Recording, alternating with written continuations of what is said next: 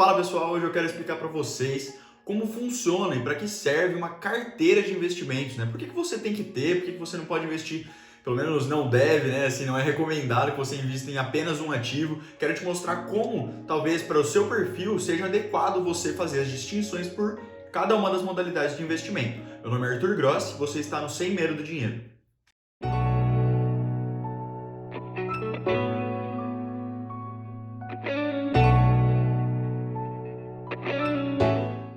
Bom, basicamente o conceito, né, de carteira de investimentos, né, ele foi criado justamente para que dentro de uma composição de vários ativos de investimento, você tivesse e pudesse minimizar os seus riscos e maximizar os seus ganhos, certo? Então, assim, nenhum, né, lugar que você for estudar, acredito eu, pelo menos não é assim que é para acontecer, é alguém te recomendando que você invista apenas em alto risco, sem olhar para os riscos mesmo do negócio, né, para que você diversifique a sua carteira, né? A gente foca muito em diversificação de carteira quando a gente fala mesmo de diversos tipos de ativo, né? A gente fala de ações, a gente fala um pouquinho de renda fixa, tesouro direto, a gente fala também de fundos imobiliários, falamos um vídeo sobre ETFs, enfim, você tem uma série de parâmetros, né, uma série de investimentos mesmo para você decidir o que cabe, o que não cabe para você. Mas isso serve justamente para você compor a sua carteira de investimentos, certo? Uma carteira, assim como a sua própria carteira que você tem no bolso ou na sua bolsa, ela tem lá dentro uma série de coisas, né? Então você tem ali dinheiro, né? Então você tem dinheiro de diversas notas, então isso é talvez uma modalidade de risco, porque se você perdeu aquele dinheiro físico, ele já realmente não tem como você cancelar como o cartão, então você ter um cartão de crédito pode minimizar um pouco do risco do dinheiro que você anda, certo? Então a carteira, assim como a sua física, tem a mesma finalidade, né? Justamente mitigar um pouco do risco, certo? Envolto, né, ali nos investimentos que você escolher. Vai variar, claro, do seu perfil de investidor. Eu vou deixar o link aqui para vocês também conferirem esse vídeo que a gente explica um pouquinho melhor de como funciona cada um deles. Mas aí você pensa assim, bom, se hoje eu quero simplesmente, né, decidir aí para mim que eu quero investir na renda variável, né? Eu quero ir lá e comprar ações, certo? Que é o mais clássico hoje em dia, certo? Aí você vai lá, compra 10 mil reais em ações, ok? Se você tivesse comprado 10 mil reais em ações, né, vamos supor aí que a variação das ações que você comprou seja a mesma variação que o Ibovespa sofreu, certo? Que na verdade depende mesmo da sua carteira, né? Lembrando que o Ibovespa também é uma carteira, né? Uma cesta de ações mais negociadas da bolsa. E aí você foi lá e comprou essas mesmas ações e você tem a rentabilidade, né, atrelada à evolução do Ibovespa, né? 1 para 1. Se o Ibovespa subir 1%, a sua carteira subiu 1%. E mesma lógica para baixo, certo? Aí você estava lá, comprou 10 mil reais antes da crise do coronavírus, certo? E aí, né, o Ibovespa teve uma queda ali quase de 50%, certo? Então você, o que tinha de 10 mil reais, você foi de patrimônio agora para 5 mil reais, certo? Aí é que tá, né, a importância de você ter uma carteira, né? Se você sabia, né, no momento, ou pelo menos deveria saber, que ao investir em ações você está sujeito sim, né, à variação mesmo do preço delas, né? Porque aí sim entra a parte um pouco mais de especulação, né, de como aquelas empresas vão ou não lidar com uma crise, mas as crises acontecem, né? Elas de tempos em tempos elas são recorrentes. Então a gente teve crise de 2008, agora a gente teve outra crise, tivemos uma crise um pouco menos pior que a de 2008, mas também em 2015. Então, assim, você tem vários períodos realmente que a bolsa vai precificando melhor um pouco ali, né? Só que, né, se você está preparado para esses momentos, ou seja, o que é estar preparado para momentos de crise? É ter uma carteira de investimentos reservada, certo? Tem pessoas que destinam 25% do seu patrimônio para cada tipo de ativo. Então é 25% para renda fixa, é 25% para ações, 25% fundos imobiliários ou investimentos no exterior e 25% de caixa, certo? Por que caixa? Né? Porque se você está em períodos de crise, você acredita, no momento em que ele cai muito, como o do Ibovespa ali, que caiu aproximadamente 50% ali nessa nossa suposição, Aí você vai usar, né, esses 25% que sobrou de caixa para aumentar suas posições no que, se você acredita, agora está desvalorizado, né? Então faz sentido você ter uma parte do seu capital destinada justamente para momentos de emergência voltado para os seus investimentos. Caixa não é a sua reserva de emergência, né? Quando a gente está falando de uma carteira de investimentos, a sua reserva de emergência está à parte. Em todos os vídeos que a gente comenta mesmo sobre reserva de emergência, a gente ressalva, ela não tem como objetivo investimento em si, certo? Então, como que tem que funcionar a logística, né? Você tem que ter uma parcela reservada ali. Claro, a sua reserva de emergência ela pode e sim e deve, né, estar atrelada a alguma coisa para render um pouco, né? Mas o foco não é rentabilidade, certo? O foco é, caso você precise, você pode e deve sacar, certo?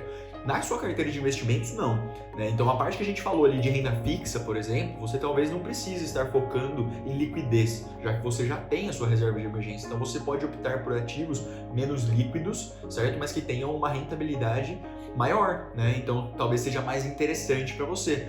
Justamente para isso, né, você não deve ficar retirando o seu dinheiro da sua carteira de investimentos. Por quê? Porque você vai ficar pagando imposto à toa, né? Pensando aí na sua carteira de renda fixa, se você não deixar o período completo ali da alíquota regressiva de imposto de renda, você vai pagar apenas, né, muito mais imposto do que você deveria, certo? E lógico que pagar imposto num mundo, né, principalmente aí da renda fixa, que hoje já rende tão pouco, não é interessante você ficar tirando e colocando, assim, o colocando sempre ótimo, né? Mas ficar retirando, ficar movimentando, é justamente o que a gente falou no vídeo sobre imposto de renda, que se você opera, né, com renda fixa e tem um rendimento ali, talvez, por exemplo, de 100% do CDI, e tem uma outra instituição financeira que te oferece talvez 110% do CDI, mas aí você, no resgatar esse investimento que está rendendo a 100% do CDI para colocar no 110, você vai pagar o imposto de renda tão alto que não compensa.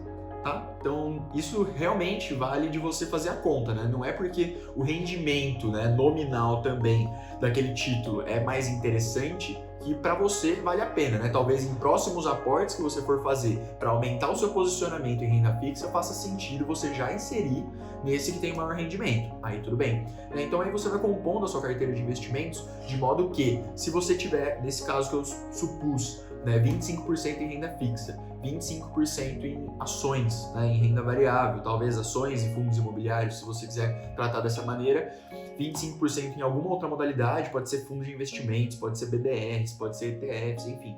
Tem uma série de papéis que você normalmente coloca para esse terceiro bloco e o quarto você destina para a caixa, certo? Nessa mesma situação que a gente falou, você foi lá, investiu R$10.000 antes do corona e depois teve a queda ali de aproximadamente 50%. Se você tivesse dividido dessa maneira, muito provavelmente a sua perda teria sido muito menor, né? Porque se a gente está falando, por exemplo, de R$10.000, certo? Você teria R$2.500 de caixa, você teria R$2.500 na renda fixa, que não sofreu alterações por conta especificamente do coronavírus, certo? Teve uma queda ali, talvez, de rentabilidade, se tivesse atrelado algum indexador como CDI e Selic, mas por conta da queda da taxa Selic, e não necessariamente pelo coronavírus em si, certo? E aí você teve os outros papéis, né? Que aí talvez fossem mais, de fato, de alto risco. Então, 25% em ações, que iria ali para casa dos 12,5%, certo? Então você perderia R$1.250, certo? E, né, na outra também, pensando que você colocou ali em ETFs, em BDRs ou fundos imobiliários também, enfim. Então R$5.000 era para o alto risco, né? Se você perder 50% em cada um deles, né, você tem ali basicamente R$2.500 só de perda, né? Enquanto você ainda tinha R$2.500 para recomprar esses papéis que você julgou como adequados, certo? Justamente para você conseguir manter a sua rentabilidade no longo prazo, né? Se você está falando, né? É claro que a renda variável ela rende mais, sim, né? Mas ela é proporcional à sua exposição, certo? Então você tem que realmente avaliar dentro do seu perfil de investidor e uma série de coisas que a gente sempre comenta, mas como você vai fazer e montar a sua carteira de investimentos, né? Porque se você pode destinar, né, outros percentuais para cada uma das coisas da sua carteira em si, certo? Mas lembre-se do objetivo, né? O objetivo da carteira é mitigar risco e maximizar ganhos, tá? Porque em tempos de crise faz total sentido você ter uma carteira de investimento. Agora a gente não está em crise, agora a gente está saindo da crise, a gente nunca sabe quando vai ser a próxima. Ninguém esperava que a gente entraria de quarentena falando em janeiro desse ano. Então ninguém estava necessariamente preparado para o momento exato da crise, porque se fosse assim, todo mundo ficaria milionário instantaneamente. Então realmente você tem que se preparar para o pior, e enquanto você se prepara para o pior, você busca altas rentabilidades, você busca algo coerente para o quanto você aporta, você busca dividendos, porque aí também não tem imposto por enquanto, você busca uma série de recursos para maximizar, né, o objetivo da carteira de investimentos. Dentro da minha carteira, qual parte vai render mais? Então, a gente está falando de 10 mil reais, vamos supor que suas ações valorizem. Mas você lembra que você definiu lá 25, 25, 25 e 25. Se as suas ações valorizaram, então concorda que isso vai aumentar um pouco do seu posicionamento em ações? Aí os seus próximos aportes, você aporta um pouquinho em renda fixa, você deixa um pouquinho mais de caixa, você deixa um pouquinho mais em ETFs, fundos imobiliários, BDRs, enfim. Aí você começa a montar a sua carteira e fazer ela crescer proporcionalmente, certo? Não é para você vender as suas ações que valorizaram, certo? Você está comprando porque você acredita nelas, a menos que você esteja realmente como especulador buscando a rentabilização no curto prazo, certo? Mas tudo que a gente está falando aqui, de montar uma carteira de investimentos e tudo mais, é justamente para você conseguir bons retornos, melhores retornos, inclusive que o mercado, porque pensando no mercado, o que a gente fala, o mercado, qual a rentabilidade do mercado? A gente está olhando normalmente para o Ibovespa, certo? Aí é o mercado acionário, certo? Então a rentabilidade, se você conseguir bater o mercado, você já está realmente investindo muito bem. Por quê? Porque o mercado ele não se protege,